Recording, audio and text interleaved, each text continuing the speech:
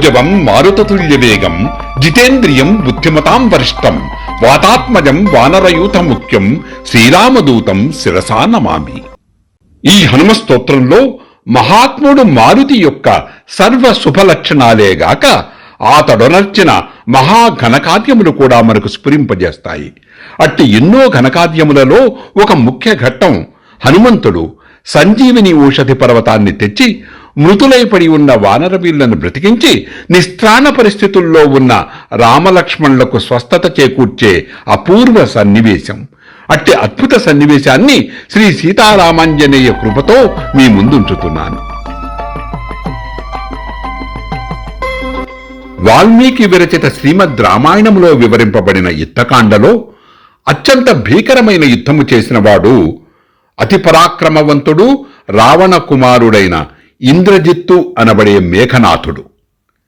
యుద్ధములో తన సోదరుని పుత్రులను ఇతర వీరులను పోగొట్టుకునిన రావణుడు అధికముగా కన్నీరు కార్చుచూ బాధ నిరాశతో ఉన్న సమయమున అతని కుమారుడైన ఇంద్రజిత్తు రామలక్ష్మణ సహితముగా వానరులందర్నీ నిర్జింతునని తండ్రి ఎదుట భీషణ ప్రతిజ్ఞ చేసి అతని అనుమతిని గ్రహించి గొప్ప సైన్యముతో యుద్ధభూమిని చేరి మితిమీరిన ఉత్సాహముతో శౌర్యముతో రౌద్రముతో భయంకరముగా యుద్ధమునర్చి తన దివ్యాస్త్ర శస్త్రములతో పాటు మాయాజాలము కూడా ప్రదర్శించి అందరినీ నిశ్చేష్టులుగా చేసి కోట్ల కొలది వానరవీళ్లను వధించి తుదకు తన బ్రహ్మాస్త్ర ప్రయోగముచే ప్రముఖ వానరవీరులందరితో పాటు రామలక్ష్మణులను కూడా పడగొట్టి విజయోత్సాహముతో రాక్షస వీరులందరితో ప్రశంసింపబడుతూ సంతోషముతో తండ్రి రావణుని చేరెను.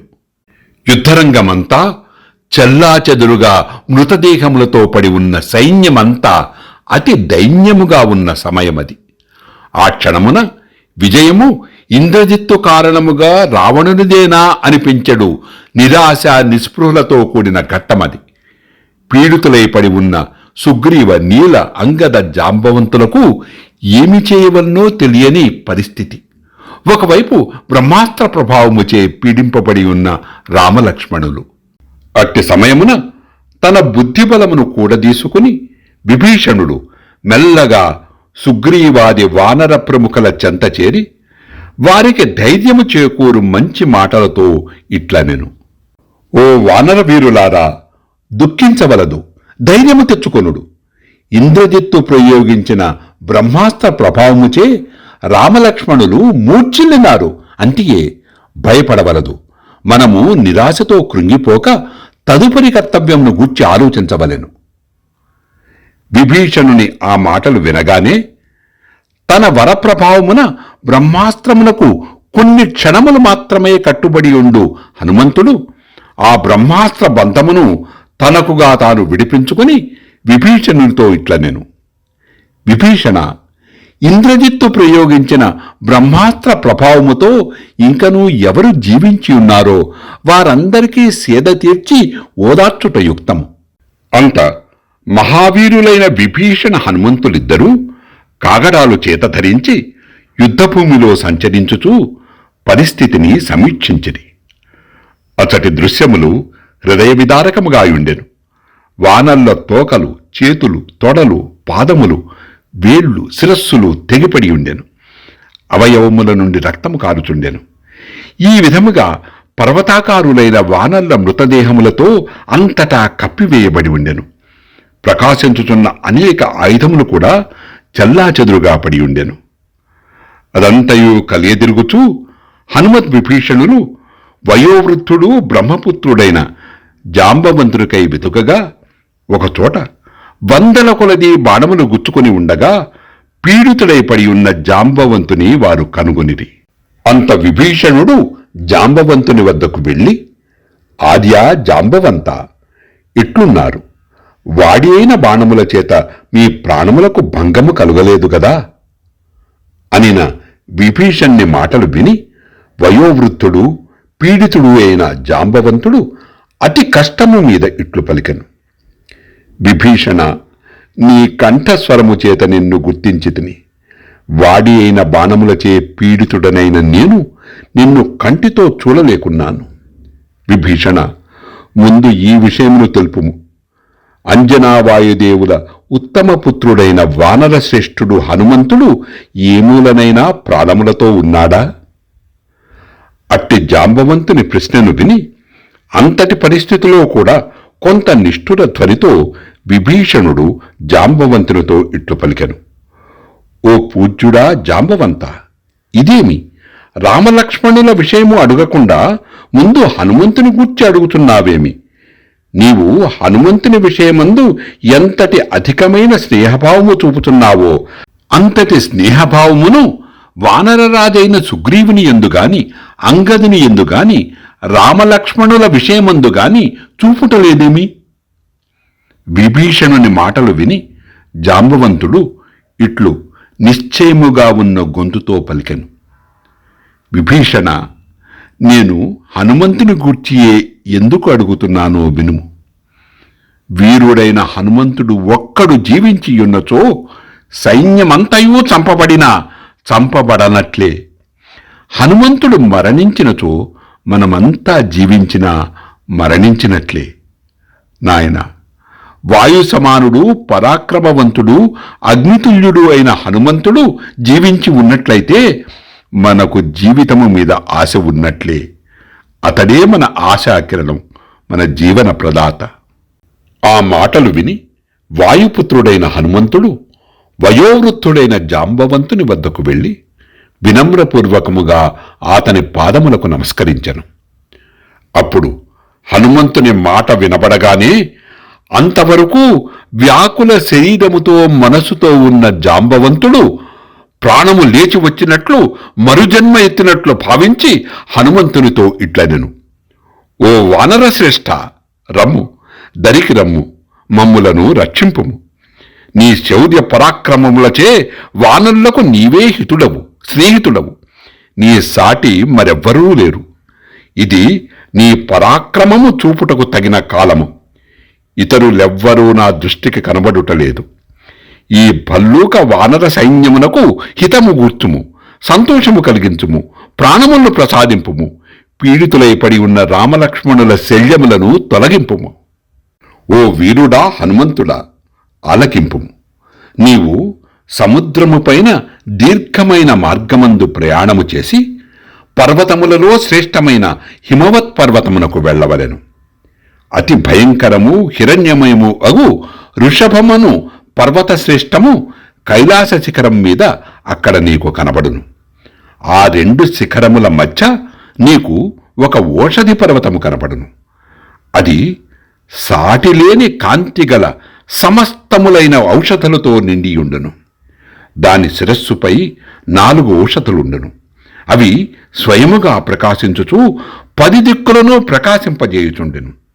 అవి మృత సంజీవిని, విలస్యకరణి, సువర్ణకరణి, సంతానకరణి అను 4 మహౌషధులు. ఓ హనుమంతుడా, ఆ ఔషధులనన్నింటినీ శీఘ్రముగా తీసుకుని రమ్ము. ఓ వాయునందన, వానరులందరికీ ప్రాణము పోసి కాపాడుము. అంత వాయుసుతుడైన హనుమంతుడు జాంబవంతుని మాటలు విని సముద్రము వాయువేగము చేత నింపబడు విధముగా తాను అధిక బలముచే పూరింపబడి ఆ మహత్కార్యమును సాధించుటకు సంకల్పించను. అందుకు ఉద్యుక్తుడై లంకానగర సమీపమున గల త్రికూట పర్వతాగ్రము చేరి తన శరీరమును పెంచి ఆ పర్వతమును పీడించు మరొక పర్వతము వలె భాసిల్లెను. అతని పాదములచే బలముగా అణగదొక్కబడిన ఆ పర్వతము నిలదొక్కుకొనలేక క్రిందికి కృంగిపోయెను. ఆ ధాటికి అతడి వృక్షములు, రాళ్ళు, శిఖరములు విరిగి నేలపై పడిపోయెను. సమీపమునున్న లంకలో పెద్ద ద్వారములన్నీ తిరిగిపోయెను. గృహములు, గోపురములు విరిగిపడెను. భూమి కంపించిపోయెను. పిదప హనుమంతుడు త్రికూట పర్వతము నుండి మేరు పర్వత సమానమైన మలయ పర్వతము పైకి ఎక్కెను. అనేక విధములైన వృక్షములతో, లతలతో, గుహలతో, జలపాతములతో, పద్మములతో, కలువలతో నిండియున్న 60 యోజనముల ఎత్తైన ఆ పర్వతము మీద దేవతలు, గంధర్వులు, విద్యాధరులు, మునులు, యక్షులు, గంధర్వులు, అప్సరసలు మున్నగు వారెందరో నివసించుచుండిరి. భయంకర పరాక్రమోపేతుడు, శత్రు సంహారకుడు అయిన మారుతి ఒక్కసారి సముద్రులకు నమస్కరించి రామకార్య నిర్వహణ సంకల్పుడై సముద్ర లంకమునకు ఉపక్రమించి బిగ్గరగా గర్జించెను. ఆ ధ్వనికి లంకలోని రాక్షసులు ఒక్కసారిగా ఉలిక్కిపడి కలవరపడి నిశ్చేష్టులై కదలలేకపోయేది. అంత మారుతి మహాసర్పము వలె ఉన్న తన తోకను పైకెత్తి నడుము ఉంచి చెవులు మణుచుకొని బడబాముఖము వంటి తన ముఖమును తెరచి వాయువేగముతో ఆకాశమునకెగసాను. ఆ వేగమునకు వృక్షములు, శైలములు, శిలలు ఎగురగొట్టబడి అతనితో లాగబడి కొంత దూరము పయనించి నీటిలో పడిపోయెను. గరుత్మంతుని వంటి పరాక్రమము గల మారుతి సర్ప శరీరముల వంటి తన బాహువులను చాపి ఎగురుతుండగా దిక్కులను లాగుచున్నాడా అన్నట్లుండెను. అట్లు మారుతి సూర్య మార్గమును అనుసరించి ముందుకు సాగుతూ మార్గమధ్యమున పర్వతములను, పక్షుల సముదాయములను, నదులను, సరస్సులను, చెరువులను, శ్రేష్టములైన పురములను, జన సముదాయములను చూచుచూ ఏమాత్రమూ శ్రమ ఎరుగని వాడై విష్ణుహస్తాగ్రముచే విడువబడిన చక్రము వలె శీఘ్రముగా హిమవత్ పర్వతమును సమీపించెను. పర్వతములన్నింటిలో సర్వోత్తమమైన ఆ హిమవత్ పర్వతము అనేక విధములైన జలపాతములు, గుహలు, జలప్రవాహములతో ఒప్పారుచూ సుందరమైన శిఖరముతో ప్రకాశించుచుండెను. అచ్చట ఉత్తమములైన దేవతా సంఘములు, ఋషి సంఘములు నివసించు పవిత్రములైన గొప్ప ఆశ్రమములను మారుతిగాంచెను.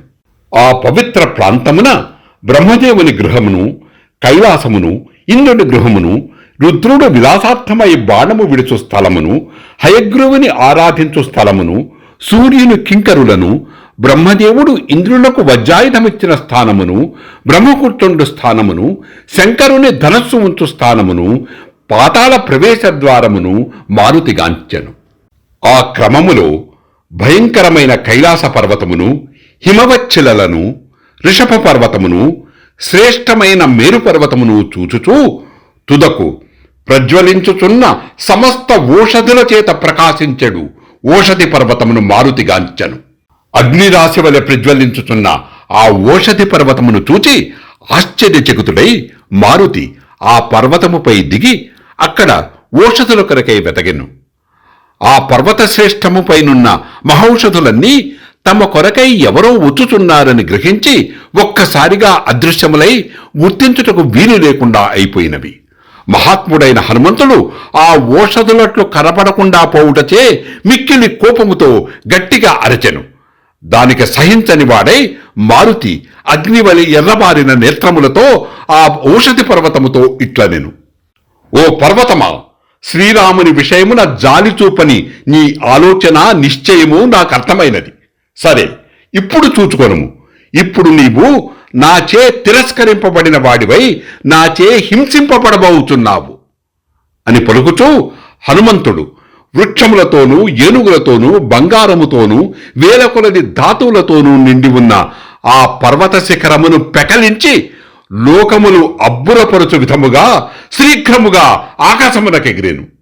సూర్యకాంతి వంటి కాంతి గల ఆ శిఖరమును తన అరచేత గ్రహించి ఆకాశమున సూర్య మార్గములో పయనించుచున్న ఆ హనుమంతుడు సూర్యుని ప్రక్కన రెండవ సూర్యుని వలె ప్రకాశించెను. అదే విధముగా పర్వతమును అరచేత గ్రహించి పర్వత సమానుడై ఆకాశమున ఎగురుతున్న హనుమంతుడు 1000 అంచులు గల అగ్నితో కూడిన చక్రమును ఆకాశమునందు ప్రయోగించిన విష్ణువు వలె మిక్కిలి ప్రకాశించెను. అట్లు వచ్చుతున్న హనుమంతుని చూచి వానరులు మితిమీరిన ఉత్సాహముతో హర్షధ్వనులు చేసిరి. హనుమంతుడు కూడా వారు చేసిన ధ్వనికి ప్రతిగా తానును మహాధ్వనిని చేశాను. అట్టి అత్యధికమైన ధ్వనులను విని లంకలోని వారందరూ భయముతో అరచుచూ గగ్గోలు పెట్టసాగిరి. పిమ్మట మహాత్ముడైన ఆ హనుమంతుడు వానర సైన్య మధ్యమందు ఉత్తమమైన ఆ పర్వతముతో దిగి అక్కడున్న పెద్దలైన వానరులకు శిరస్సు వంచి నమస్కరించెను. అప్పుడు ఆ మహౌషధుల వాసన ఆఘ్రాణించగానే రామలక్ష్మణులిద్దరి శల్యములు పూర్తిగా తొలగిపోయినవి. పడిపోయి ఉన్న ఇతరులైన వానర నాయకులు కూడా లేచిరి. మరణించిన వానరులందరూ కూడా శ్రేష్టములైన ఆ ఓషధుల వాసన తగలగానే క్షణకాలములోనే రాత్రి నిద్రించిన వారు తెల్లవారుజామున లేచినట్లు లేచిరి. అయినచో లంకలో యుద్ధము మొదలైనది మొదలు తమ రాక్షసులు చావలేదు అని గొప్పలు చెప్పుకొనుటకు రావణాజ్ఞ ప్రకారము చచ్చిన రాక్షసులనందరినీ వెంటనే సముద్రములో పడవేయుచుండేటివారు. ఆ కారణాన రాక్షసులు ఈ ఓషధి ప్రభావము ద్వారా ప్రయోజనము పొందలేదు. ఇట్లు రామలక్ష్మణులతో పాటు వానరులందరూ స్వస్థత పొందగా వాయుపుత్రుడైన హనుమంతుడు ఆ ఓషధీ పర్వతమును గ్రహించి మరల తీవ్రమైన వేగముతో హిమాలయ పర్వతమును చేరి ఆ ఓషధీ పర్వతమును దాని స్థానమునందుంచి మరల తిరిగి రాముని సన్నిధి యందు నిలచెను. బుద్ధిర్బలం యశోధైర్యం నిర్భయత్వ మరోగత అజాక్షం వాక్పటుంచ హనుమత్ స్మరణాత్ భవేత్. హనుమంతుడి యొక్క స్మరణ మనకు సద్బుద్ధిని, మంచి బలమును, సత్కీర్తిని, ధైర్యమును, నిర్భయత్వమును, రోగరాహిత్యమును, అజాక్షమును, మంచి వాగ్దాటిని సంప్రాప్తింపజేస్తుంది. ఇది ఈ మహాశ్లోక భావం. మరి హనుమంతుడు సంజీవిని ఓషధి పర్వతమును తెచ్చిన ఈ ఘట్టము యొక్క వచనము, శ్రవణము, మననము ఎన్నో రెట్లు అట్టి శుభములను చేకూర్చుతుందని గాఢంగా విశ్వసిస్తూ శ్రీ సీతారామాంజనేయులకు నమస్కరిస్తూ స్వస్తి. సర్వే జనా సుఖినో భవంతు. ఓం శాంతి శాంతి శాంతి.